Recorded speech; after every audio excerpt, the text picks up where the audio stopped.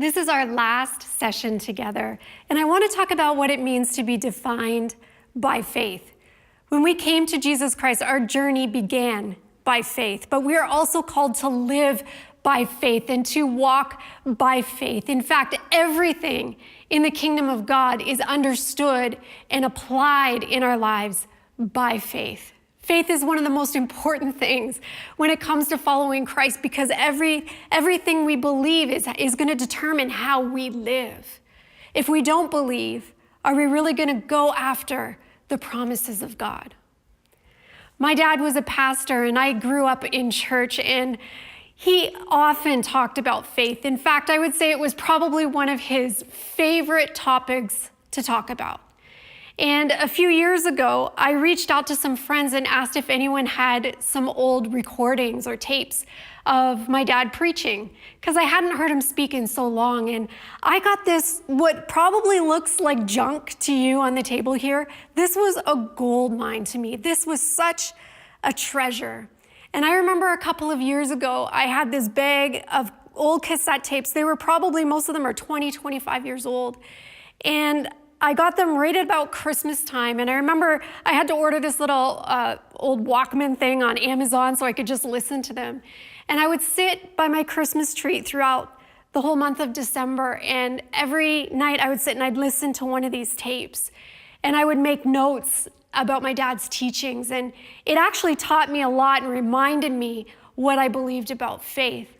And I want to just read to you a quote that my dad had in one of these messages. It literally stopped me in my tracks when I read this quote. It says this. He was talking about Hebrews 11 and the forefathers of our faith, and he said this: I want to make changes, not for my own destiny and the destiny of mankind, but for my family. This kind of faith is tenacious faith that hangs on and says, I'm going to make a difference, not just for myself, but for my children and the generation that's to come. I'm not going to die a mediocre Christian. I want to have an impact on my generation and for the kingdom of God. And when I read those words, I realized that my dad's life had made an impact on the next generation. It had made an impact on me. And I realized that everything that I believed and all of the things that I was teaching and doing as a pastor were because my dad not only preached about faith, but he lived it every single day.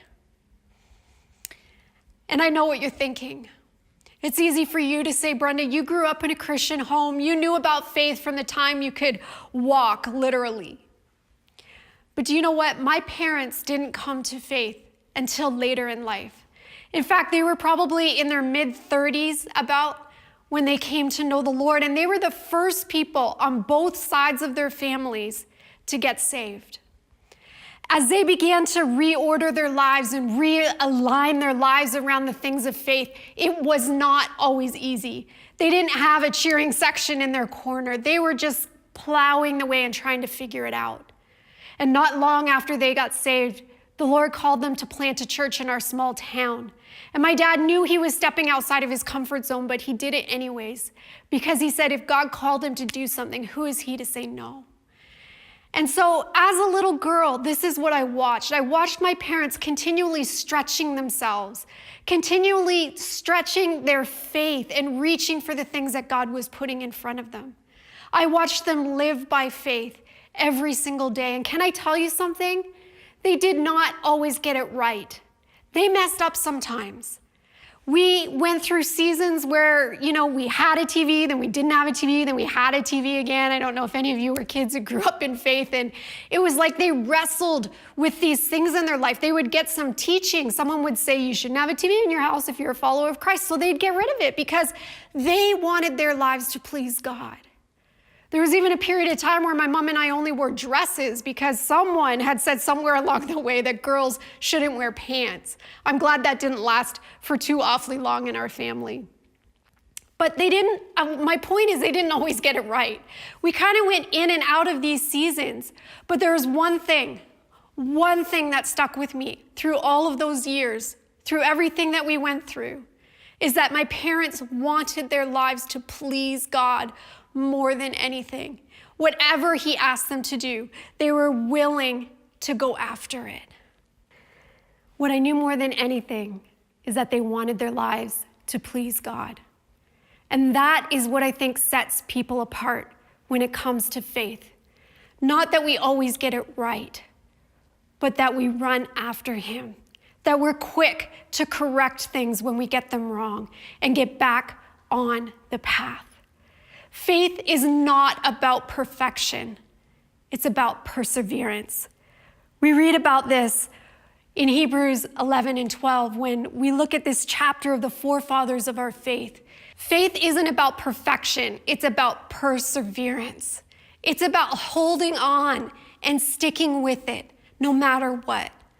When we read in Hebrews 11 and 12 about the forefathers of our faith, we read about people who, when you look at their stories, they were a mess. They had all kinds of excuses. There was failures and sin in their path. But the one thing they all had in common is that they didn't give up. They were not defined by the fall because they just kept getting up. They were defined by faith. And all throughout Hebrews 11, it says that they earned a good reputation because of their faith. We read this in Hebrews 12:1. Therefore, since we are surrounded by such a huge crowd of witnesses to the life of faith, let us strip off every weight that slows us down, especially the sin that so easily trips us up, and let us run with endurance the race that was set before us. We do this by keeping our eyes fixed on Jesus, the champion, who both initiates and perfects our faith. Endurance is the key. We just need to keep going and keep our eyes fixed on Jesus.